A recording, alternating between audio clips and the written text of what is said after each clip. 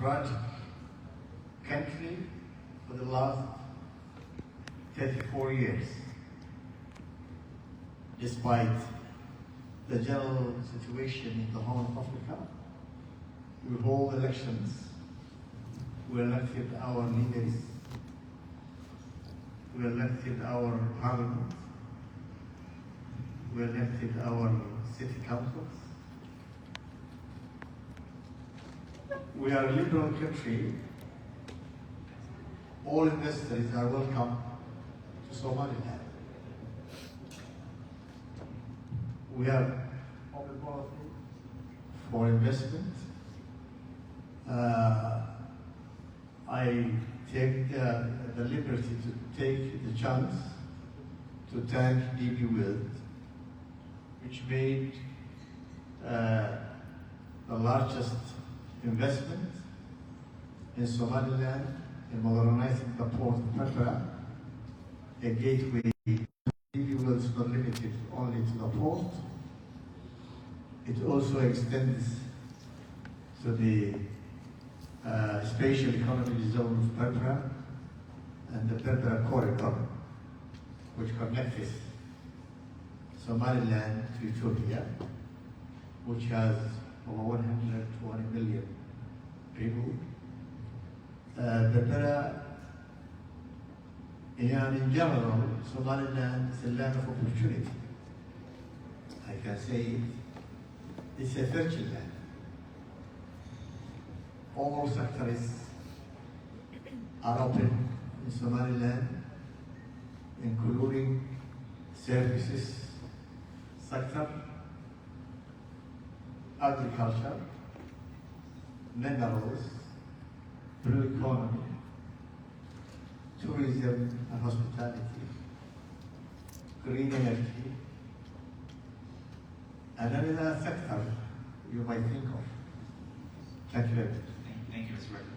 Well, for you, Your Excellency, so the UAE is the biggest investor in Africa. Last year, it kind of nearly matched the UK and China. In a way, DP World, you can call it the tip of the spear. Honestly, it's probably like half the spear, let's say, of going to Africa. So when you look at the continent, you also look at Somaliland. What made you so confident to make these investments?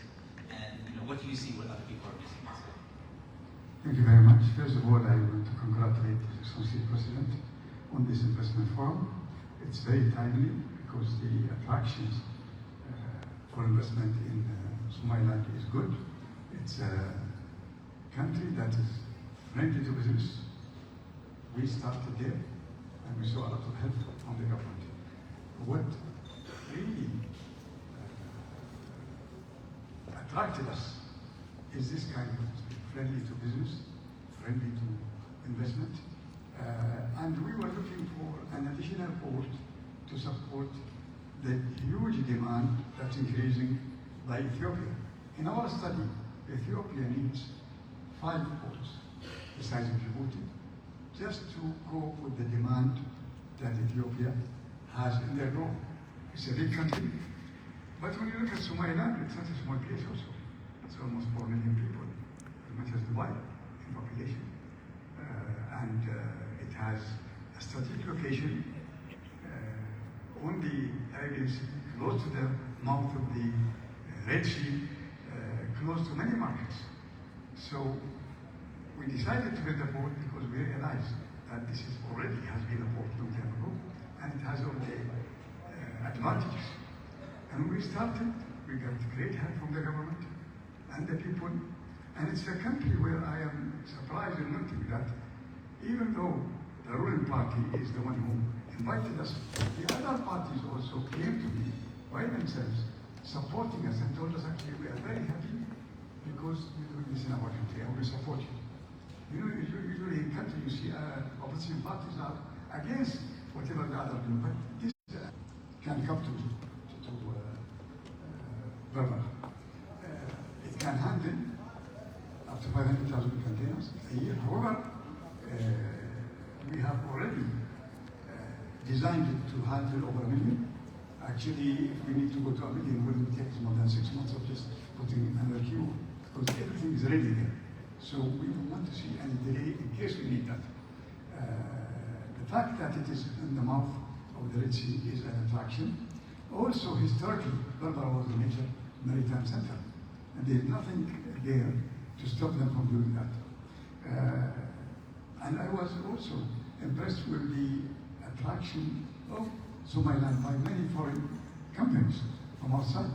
When we invested in the port, and we had one of the biggest financial institutions in the UK who also funded us, knowing that this country doesn't have recognition, but yet they see the track record of the government and the discipline and the governance that exists here.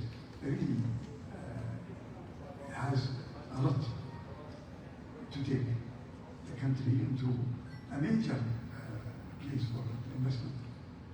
We just started with the free zone, and already a few companies have started, and we have many in the pipeline who want to invest here. We see a lot of value in Berbera and the whole area of Somaliland where the attraction is there. We are very familiar with Africa.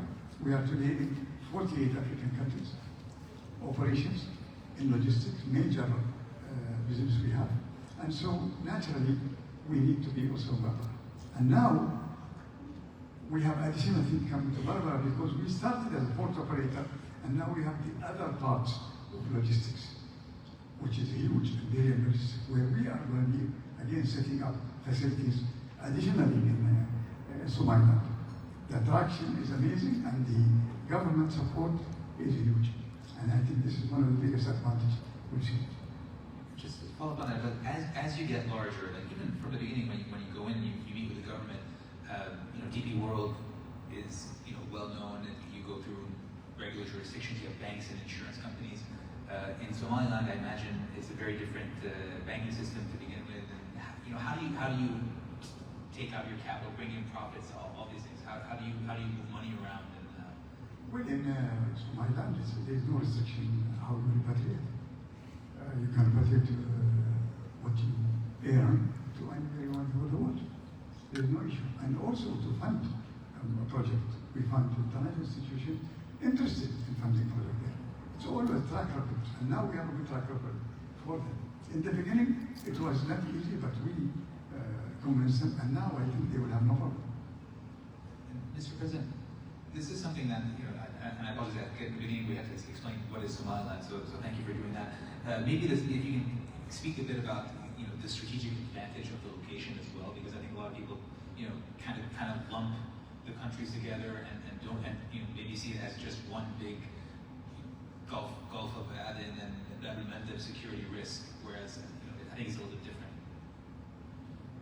Well, I think Berbera as a port has a history which goes back to centuries. All sailors in the world, whether they are Chinese, or Iranians, or Omanis, or Emiratis, or Europeans, or Spanish, or Portuguese, they have written something about Berbera. Berbera was a maritime center in Seychelles, and it's a very famous port in the Red Sea. The Turkish has a presence as well in the Osmani Empire. So Berbera was a port, a maritime center for the whole region. Somaliland has 850 kilometers of seashore in the Gulf of Aden, which is strategically important for the whole world. It's a maritime and a trade route for the whole world, and it is important for the world trade. And maybe 40% of the world trade goes through this area. So that's why it is attractive, why it is important as a port, as a strategic location. So Berbera and Somaliland as this attraction. I think any world leader or any world trader is important for Somaliland is important for them, for the security of the maritime and world trade as well. We are a reliable partner. We are a democratic partner. And I can claim myself, I am the only elected Somali leader. No other Somali leader is elected. Whether he's in Mogadishu, whether he's in Puntland, whether he's in Jubaland, whether he's anywhere else. It's a good point. It's a good point. So, well, so when we talk about elections, and I guess that brings us to the question of recognition, right? So, do you feel that?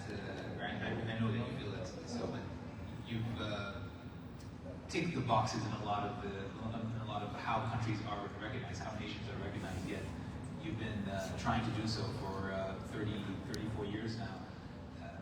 Are you any closer to getting there? There seems to be very little movement in that direction. Well, I want to remind all the audiences that Somaliland became independent as a sovereign country on 26 June 1960. At that particular date, Mogadishu was not independent. Djibouti was not independent. Eritrea was not independent. Kenya was not independent. Uganda was not independent. Even UAE was not independent.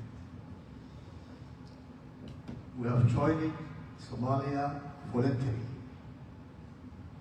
on same day.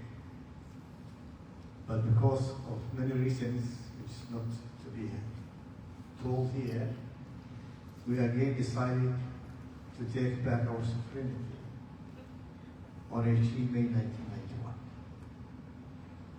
We are appealing to the world since 18 May 1991. And I have written a letter to all leaders of the world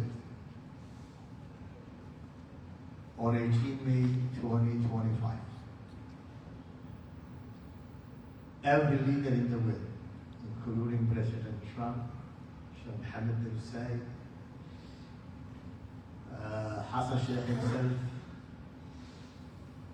the Israeli Prime Minister, and the British Prime Minister, the French President, the Ethiopian Prime Minister, the Djibouti President. Has anybody responded? And no one has responded today, until today. We feel unfair because we have a history, our case is different than the other countries which have been recognized in that period. Your Excellency. But I hope to add, now we have a great hope that our case will be considered. We are encouraged by the senior US officials who are taking to the highest level possible. We are encouraged by the British MPs talking about Somaliland case. We are encouraged by the people I met during my visit to Kenya, to Djibouti, and to other neighboring countries as well. We hope that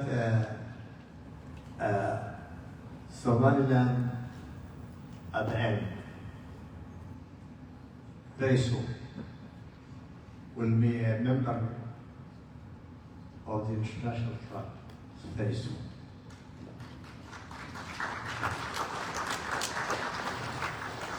So, Mr. Chairman, really on that point, what type of lobbying does DP World do in this case? Are there benefits that you can extract for yourself from having this territory, this nation recognized and becoming a nation state? Well, I think the benefit for the country is because there'll be more international companies and more financial institutions coming and invest in a country. The country is also wealthy with a lot of minerals and many things under the ground, and naturally whoever is going to invest in that would need to see our recognized countries. The benefit for the country is very big. I guess DP World would you see additional trade, you see additional setups? Trade is coming. Naturally, there'll be more business, of course, in the country as the country gets prosperous. How just from the perspective of you have really operations apparently I think in all countries, almost all sub-Saharan